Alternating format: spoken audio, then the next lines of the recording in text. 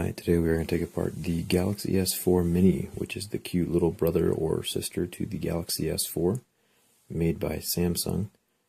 First we're going to take off the back, which reveals the SD card and the SIM card, so we're going to take both those out. And then here's a diagram of the screws. There's 10 of them. Phillips head, so just make sure to take off all of those around the outside. And then this bottom section right here is the loudspeaker, where your ringer and music come from. You can see that the speaker right here is on the left side, and there's just two little pins that touch when it's down connected to the motherboard, and that's where it gets its feedback from. So you take off the outer ring of the outer plastic of the phone. I found it's easier to put my finger in where the battery goes and kind of pull it away from the back of the screen, and that gives just enough of a gap that I can put my pry tool in there and kind of swing it around the outside edge and unpry it from the phone. Here is the ribbon cable connector for the charging port, which allows the bottom section of the motherboard to lift up. Here's the front camera, and then the earpiece and proximity sensors, and then the headphone jack. All these are like little Legos, they just snap on and off. Then be very careful as you lift the motherboard up, because there is one more ribbon cable underneath for the screen, the LCD and digitizer. So I'm going to unsnap that just like a Lego, and that releases the screen from the motherboard. Here you can see the motherboard. So the screen you're going to replace as a unit. The part that I just took off is the screen. So if you've cracked it, then that's the part you have to replace. Here's the charging port. I'm going to take my little tweezers and slide them underneath. There's kind of like this sticky glue stuff holding it on. It's pretty tacky, so you can always just reuse it if you're planning on keeping the same charging port. And the microphone is also on this same piece, so when you replace one, you're replacing both parts. Usually these are only like $10. I'll put them in the video description below as soon as they become available.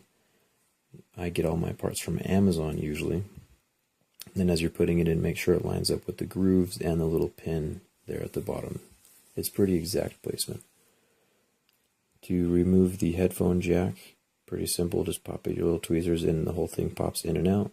Pretty straightforward. I'm pretty glad with how Samsung makes their phones. Everything is pretty fixable. Then there is a little metal bracket holding on to the speaker, proximity sensors, and front camera. So I'm just going to put my razor under there and pop that off, which releases the speaker and the proximity sensors. So if your phone doesn't turn off when you put it next to your face during a phone call, this is the part you have to replace, as well as if you can't hear the person, obviously you need to replace your earpiece. And then here's the front-facing camera, another super simple, easy piece to replace. And then to put the middle bracket back into place, I'll give you a better angle on it here in a second, but just grab the little guy, and then there's two little grooves up at the top that kind of hold the bracket in place, and then a little pin at the bottom. You can see the two little grooves right here as I get that back into place. And then the rear camera is held together by a ribbon cable with a little latch. So I just lifted up the latch, pulled out the camera, put the camera back in. Super simple to replace as well. So if your camera has specks or purple blotches, this is how to fix it. And so the screen as a whole is what I'm connecting to the motherboard again. So remember, if you cracked your screen, you got to replace that whole chunk. Pulling off the charging port, the cameras, and then putting them on your replacement screen, and then putting it all back together again. I'm lining up the ribbon cable with the port, with the connection port on the motherboard, and snapping it into place like a Lego. And then folding it back over onto the phone, making sure that all my little ribbon cables from the earpiece and the proximity sensors are on the right side of the motherboard, so they're not pinched underneath.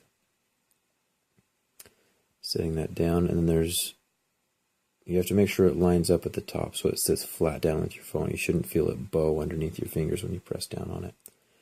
Anyway, latch down to all of my little ribbon cable connectors from the top.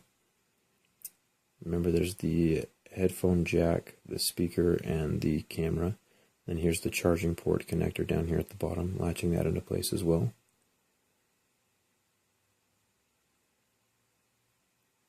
And then the back goes on the phone.